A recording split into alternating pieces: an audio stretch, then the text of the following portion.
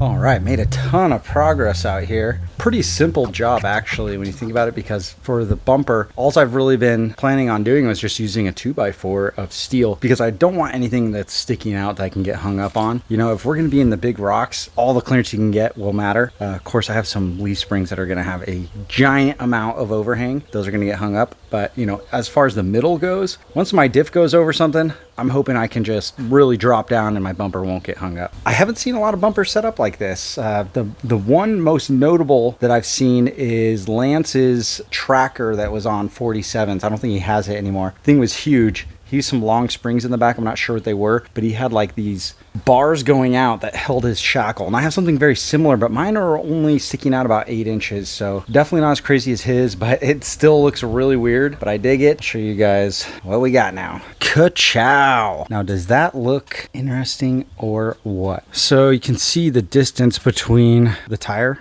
and the tub, and then over here, tire and the tub. So it's pretty close to centered. I wasn't trying to get it perfect for this because I still want to take that rear axle out, and I'm going to have to do brake lines and then weld the perches on and paint it and all that kind of stuff. It's just kind of hanging out in there right now, not even any U-bolts holding it on. But here's a shot from the side, and this shackle that we've got on there is only like 4 inches. So it's a really small shackle, and it's kind of forcing the shackle end of the leaf spring to be higher than the spring hanger side. So I'll get into that in a minute and kind of look at the issues with that. But this bumper, if you will, this is 2x4 3/16 wall. This part that's holding the rough stuff shackle hanger on is a 2x3, that's 3/16, and then this 2x2 is 1/8 wall. I'm hoping that was just going to help with like some side load and just, you know, one way to gusset it on. For once, these welds came out looking like okay, which is great. This was probably the dirtiest piece of metal I've ever picked up from the metal shop. Like, I had to get mineral spirits on it and just soak it and scrub it. Yeah, I think it turned out pretty good. So what I ended up doing is just capping off the side, and then originally, you probably saw those clips of it, I was trying to tie the bumper in with this round support that goes across the back, but it's so tight, you know, it would only be like that long, and I cut this big circle out of it. There's just no way to get in there and weld it up, not for me. You know, I would only be able to weld it up on the side, so I decided to reinforce this whole bumper suspension setup just by welding it onto the frame on the inside right there, and then having a big triangular gusset setup. There's 2 of them, and then boxing the whole thing in. So I'll show you what that looks like. So another look at the spring hanger. Those are pretty much done. I mean, we've got some cleanup to do, and then the paint plated frame.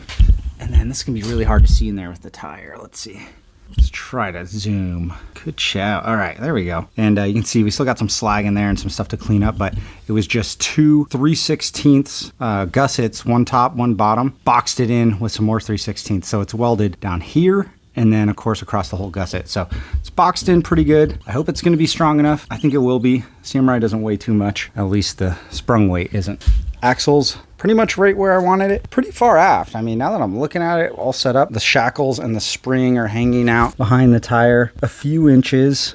I don't know how much it is, maybe like 6 or 7 inches. So it's a fair amount. So look at the angle of that perch. It's kind of like sitting like this. I'm not sure what would happen if I ran it like that, but the way these XJ springs are set up, because these are lift springs, you can see how low that hanger is and how much higher the shackle side is. So normally this would be way down, and you know, to get this to be the right angle, I think I would either have to raise that up a little bit, which I can, you know, I'd have to drop this down, you know, maybe run a bigger shackle. So if I went from this 4-inch to a 7-inch, that's 3-inch difference. That would net me about 1.5 inches in the back, and I really just don't want it to be any taller. So I'm really tempted to just run it like this and see what's gonna happen with that angle down there. I just don't know. It'd be great to hear from you guys if you think that's gonna be an issue. The reason why I went with these lift springs is because these are not going to wrap as easily as a stock XJ spring, but the good thing about the stock XJs is they're pretty much flat, so you don't get this kind of weird setup, because usually that side I think goes into the XJ spring hanger and then this side is the shackle. We're running them backwards for that 6 inches of stretch, and yeah, it's sitting at a weird angle like that. So if I put a traction bar on there, you know, anti-wrap bar, I don't know if they'll run like this. I'd love to hear from you guys, but really my plan was just to get the rear set up. Then when we move on to doing the front, I basically just have all the wiggle room back here to match. I mean, I hope it's not going to be much taller than this, because with this rear, what I was planning on doing is kind of just cutting this out as it goes back. Like originally I was just going to J cut it like straight across, but now I'm kind of thinking maybe follow the contour of this tire a little bit and go down.